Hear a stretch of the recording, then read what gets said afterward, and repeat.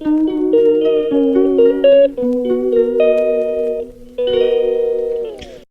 Everyone, good morning. কেমন আছো তোমরা? আশা করি সবাই খুব ভালো আছো। আজকে অনেক দিন পর একটা স্টাডি ব্লগ নিয়ে চলে এসেছি। আজকে তোমাদের সাথে আমি আমার পুরো দিনের পড়ার রুটিনটা শেয়ার করব, কখন কোনটা করছি।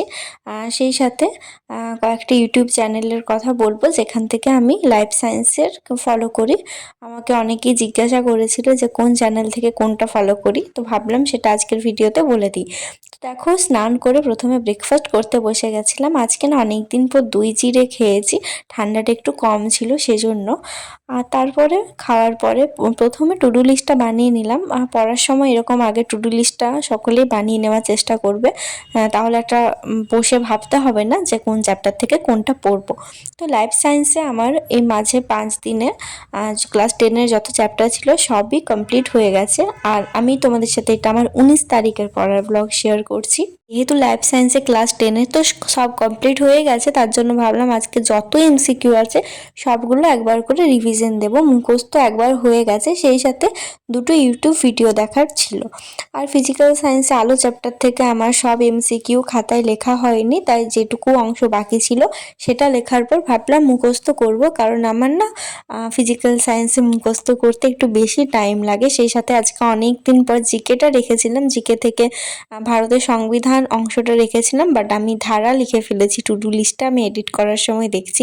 তো দেখো, 10টা 20 থেকে পড়তে বসেছিলাম লাইফ সায়েন্সে, আর খাতা থেকে পড়তে শুরু করেছিলাম। তো ভাবলাম এমসিকিউর পাশাপাশি খাতাতে আমার যে নোটগুলো করা আছে সেগুলো একবার পড়ে নিই, তাহলে আর পরে আলাদা করে এটা রিভিশন দিতে হবে না। আর ডিসেম্বর মাসটাও প্রায় শেষ হতে চললো, আর পরীক্ষার মাত্র 6 মাস বাকি আছে। দেখতে দেখতে কটা মাস পেরিয়ে গেল।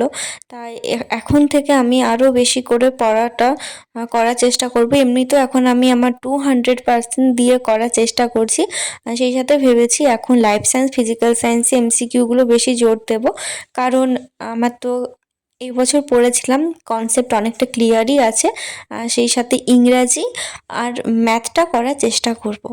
তো দেখো, লাইফ সায়েন্সটা শেষ করেছিলাম প্রায় 5টাতে। মাঝে একবার খেতে উঠেছিলাম, তারপর 5টার সময় আমার একটা অনলাইন ক্লাস ছিল, সেটা দেখেছিলাম। তারপরে ফিজিক্যাল সায়েন্সটা করেছিলাম, কিন্তু ফিজিক্যাল সায়েন্সের আর কিছুই তোমাদের সাথে শেয়ার করছি না, কারণ ওটা পেড ব্যাচের, তাই হয়তো প্রবলেম হতে পারে। সেজন্য আর কিছুই শেয়ার করলাম না ফিজিক্যাল সায়েন্স থেকে। আর লাইফ সায়েন্সে ইউটিউবের ভিডিওটা দেখা বাকি ছিল, ওটা ভাবলাম জিকেটা করার পর করে নেব। আর রিজনিংটা আজকে লিখেছিলাম, কিন্তু রিজনিংটা আজকে আর করা হলো না, কারণ লাইফ সায়েন্স পড়তে আমার প্রচুর বেশি সময় লেগে গেল। যেহেতু 3টা খাতা ছিল, সেই সাথে 7টার বই থেকে যে 650টার মতো কোয়েশ্চেন ছিল সেগুলোও করেছি। আর আমি জিকের জন্য তরুণ গোয়েলের বাংলা ভার্সনের বইটা ফলো করি।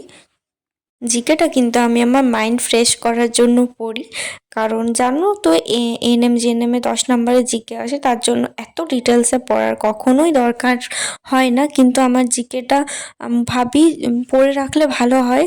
সবসময় লাইফ সায়েন্স, ফিজিক্যাল সায়েন্স পড়তেও বোরিং লাগে, তার জন্য। আর এখন হয়তো কাজে না লাগলেও পরবর্তীকালে আমার কাজে লাগবে, সেই জন্য আমি আগে কনসেপ্ট ক্লিয়ার করার চেষ্টা করছি। জিকে থেকে এমসিকিউ খুব একটা করি না, শুধুমাত্র এই বইটা পড়ে যাচ্ছি, নর্মাল যেরকম বই পড়ি সেই মতন।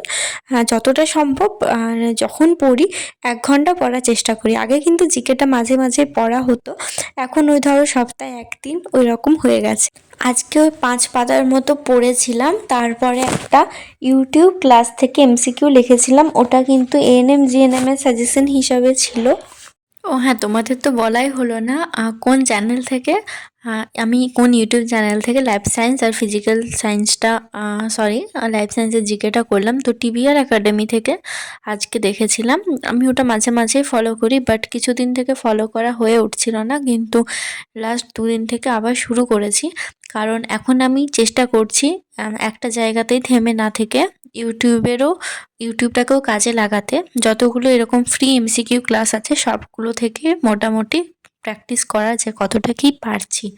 তোমরাও চাইলে দেখতে পারো, অনেক ইউটিউব চ্যানেল আছে ফ্রিতে প্র্যাকটিস সেট দেয়, সেখান থেকে তোমরা দেখতে পারো, অবশ্যই একটু হলেও কাজে লাগবে।